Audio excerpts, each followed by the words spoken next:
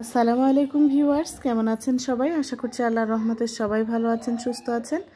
আমিও আলহামদুলিল্লাহ ভালো আছি। আজকে আমি গন্ধমুক্ত করে সেরা স্বাদের হাঁসের মাংস রান্না করব। আশা করছি শেষ পর্যন্ত আমার সাথেই থাকবেন, ভিডিওটা আপনাদের কাছে ভালো লাগবে। আর আমি যেভাবে রান্না করছি এভাবে হাঁসের মাংস রান্না করলে একেবারে গন্ধ থাকবে না, খেতে কিন্তু অনেক টেস্টি হবে।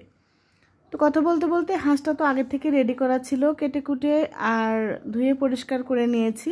এবার চলে এসেছি রান্না করতে। চুলাতে একটা কড়াই বসিয়ে দিয়ে তার ভিতরে পরিমাণ মতো পেঁয়াজ কুচি, গরম মশলা আর তেজপাতা দিয়ে দিয়েছি। একটু পেঁয়াজটা ভেজে নিয়ে তার ভিতরে দিয়ে দিলাম হলুদ, লবণ, মরিচের গুঁড়া।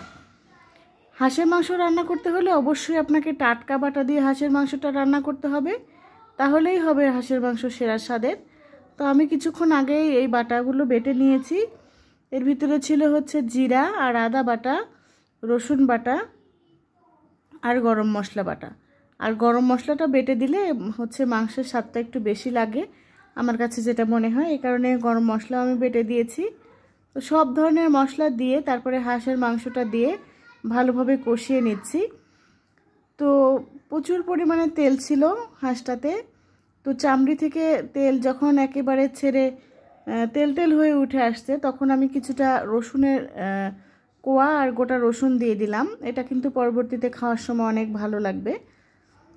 তো হাঁসের মাংসটা অনেকক্ষণ ধরে কষিয়ে নিতে হবে, একেবারে কষিয়ে কষিয়ে যে পানিটা বের হয়েছে পানিটা একেবারে শুকিয়ে নিতে হবে, তারপরে আবার ঝোলের পানি দিয়ে দিতে হবে। তো অনেক তেল উঠে এসেছে, এই কারণে আমি আমার কিছু আলুও দিয়ে দিলাম। আলু দিয়ে ভালোভাবে ঢাকনা দিয়ে ঢেকে ঢেকে অনেকক্ষণ ধরে হচ্ছে কষিয়ে নিচ্ছি।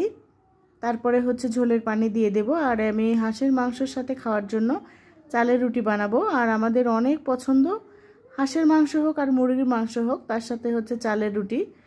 তো গরম পানি করে খানিকটা পানি দিয়ে দিয়েছি। আর এভাবে কিন্তু হাঁসের মাংসে গরম পানি দিলে সেদ্ধ হতে খুব একটা বেশি সময় লাগে না।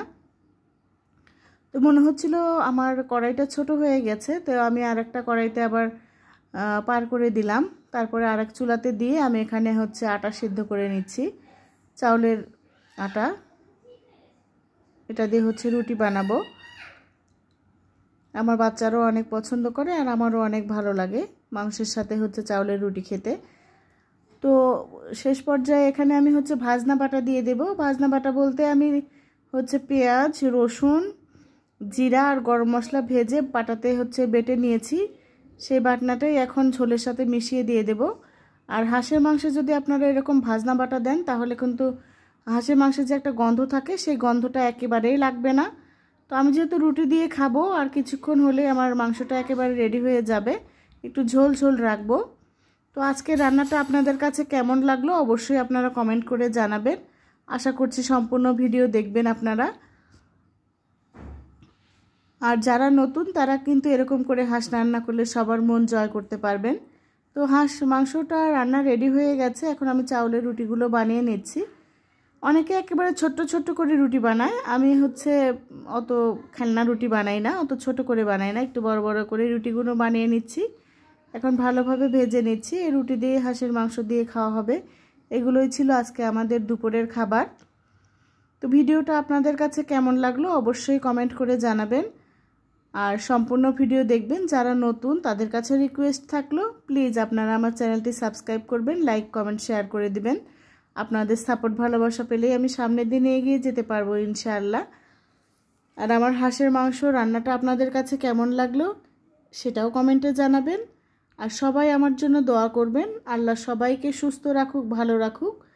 দেখা হবে, কথা হবে আবার পরবর্তী ভিডিওতে। আজ এই পর্যন্তই। আসসালামু আলাইকুম।